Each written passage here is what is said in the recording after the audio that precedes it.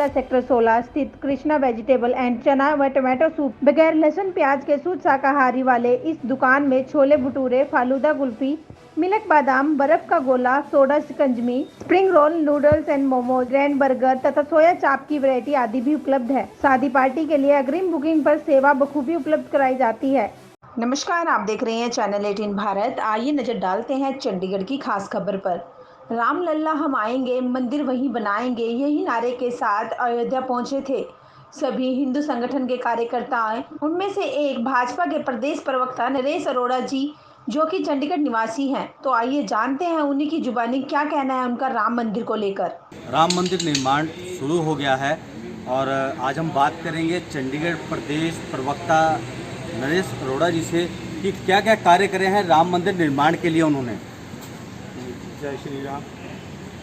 कार्य हमारा तो योगदान सिर्फ इतना रहा जितना एक कहानी में आता है कि गिलहरी ने भी कोशिश की थी। जैसे जैसे हम लोग बड़े हुए तो संगठनों की अलग अलग विभिन्न संगठनों की हमारे ऊपर जिम्मेवारी आई। उसमें एक जिम्मेवारी रही बजरंग दल की। उस समय मैं बजरंग दल का चंडीगढ़ का संयोजक था। उस समय जब संघर्ष शुरू हुआ तो हर जगह से आवाज़ आती थी। हमारे भी संस्कार ऐसे थे कि राम मंदिर बनना चाहिए। और जैसे जैसे हम इतिहास पढ़ते थे कि हमारे पूर्वजों ने कितना संघर्ष किया राम मंदिर को लेके और हमें राम मंदिर निर्माण क्यों करना है, जब इस गहराइयों में गए तो और हमारी भावनाएं मजबूत होती गई कि राम मंदिर बनाना ही है। क्योंकि 500 साल का ये संघर्ष जिसमें हमारे कई योद्धाओं ने अपनी जानों की आहुतियाँ दी थी। और जब इतिहास कुरेदते थे तो समझ आता था कि मैं अपने हिंदुस्तान में ही राम का मंदिर नहीं बना सकता तो कहाँ बनाऊंगा।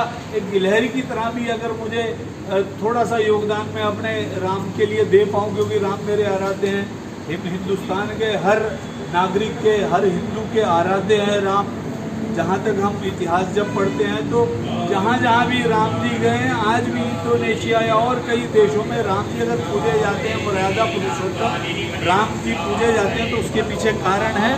और उसका राम जी का मंदिर अयोध्या में होना चाहिए, उसमें मेरा योगदान होना चाहिए। इस भावनाओं के साथ मैं इस संघर्ष में लगा रहा और बड़ी बड़ी खुशी होती है। अभी भी मैं आपसे बात कर रहा हूँ, मेरे वही याद आ जाता है, सब रोंगटे खड़े हो जाते हैं। क्योंकि राम जी कण कण में बसते हैं। राम जी हिंदुस्तान के हर नौजवान में बसते हैं, हर भाई में बसते हैं। मर्यादा पुरुषोत्तम अगर कहा गया, आज हिंदुस्तान बस रहा है। हिंदुस्तान अगर आज भी हिंदुस्तान की मर्यादाओं को लोग याद करते हैं तो उसके पीछे राम जी बहुत बड़ा कारण है। तो अयोध्या में राम जी का मंदिर बन रहा है। सबको, पूरे देशवासियों को इसके लिए बहुत बहुत बधाई। और हमारी माननीय प्रधानमंत्री जी को बहुत बहुत हार्दिक धन्यवाद कि जिन्होंने इसके लिए जो संकल्प लिया उसमें पूरा योगदान दिया। जिस भी व्यक्ति का, जिस भी माता का, जिस भी बहन का इसमें योगदान रहा उसका बहुत बहुत धन्यवाद। आने वाला इतिहास इस चीज़ को याद रखेगा कि जो 500 साल नहीं हो पाया, हमारी पीढ़ी ने उसको किया, अपना योगदान दिया। जिन लोगों की शहीदियाँ रही उनको भी नहीं नकारा जा सकता। इस राम मंदिर को बनाने में जो शहीदियाँ हुई उन्हीं के कारण, उन्हीं की हुतात्माओं को ये श्रद्धांजलि भी है जो 5 अगस्त को प्रधानमंत्री मोदी जी एक नींव रखने जा रहे हैं। उस सरकार ने हमें रोकने के लिए क्या क्या हथकंडे नहीं अपनाए होंगे। हमारे ऊपर जाली पर्चे भी किए, हमें अलग अलग तरीक़ों से सताया भी, राम के बारे में अफवाहें भी फैलाई।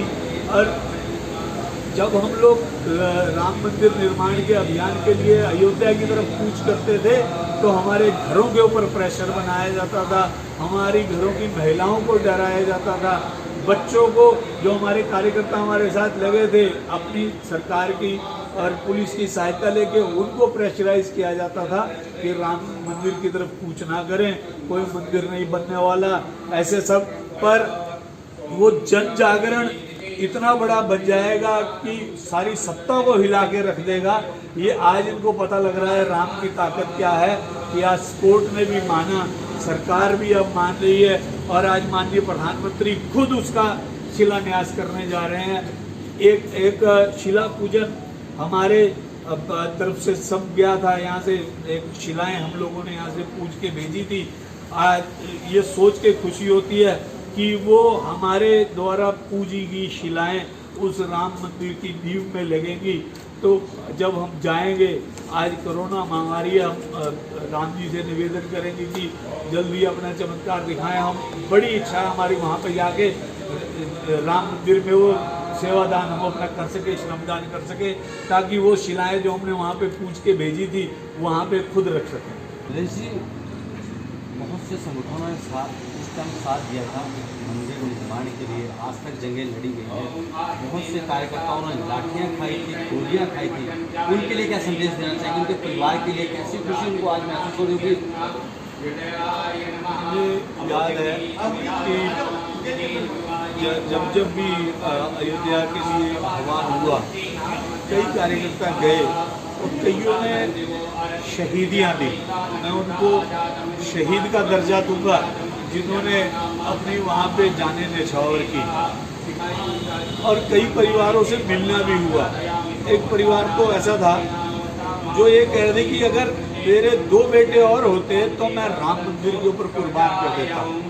ऐसी माएँ भी थी, ऐसी शूरवीर माएँ भी थी। ये भारत का देश है जिन्होंने एग्जाम्पल सेट किए हैं देश सेवा के लिए। शिवाजी का देश है, ये लक्ष्मण का देश है जहाँ सेवा भाव कूट कूट के भरा हुआ है, और ये राम का देश है जहाँ पे मर्यादाओं से भरा हुआ है।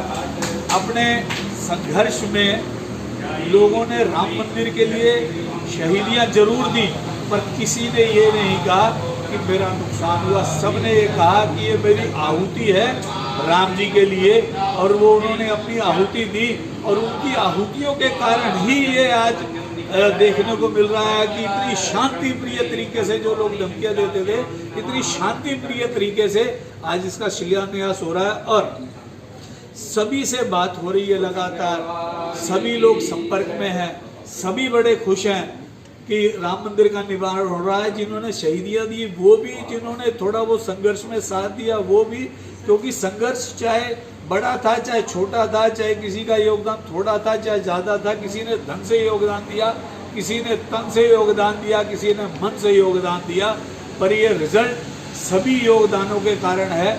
और सबका बहुत बहुत आभार और सबको बहुत बहुत बधाई।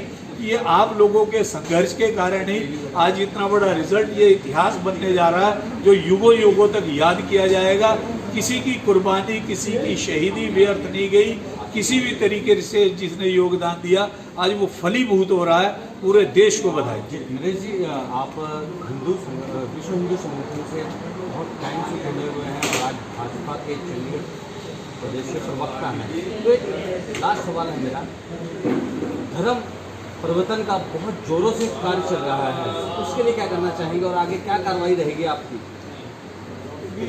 धर्म परिवर्तन हमारे कानून में जो प्रावधान अगर है उसके हिसाब से अगर हो रहा हो तो मैं कह ही नहीं सकता, परंतु जबरन धर्म परिवर्तन का मैं हमेशा विरोध करता रहा हूँ। जबरन धर्म परिवर्तन या लालच में कोई धर्म परिवर्तन अगर कर रहा है तो उसका विरोध होना भी चाहिए।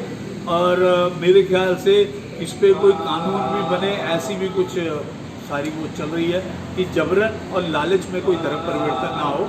किसी ने अपने मन से करना हो, उसकी अगर कुछ होता है तो अलग विषय है, पर जबरन और किसी लालच के उसमें ना हो, इस पे कानून भी बनेगा।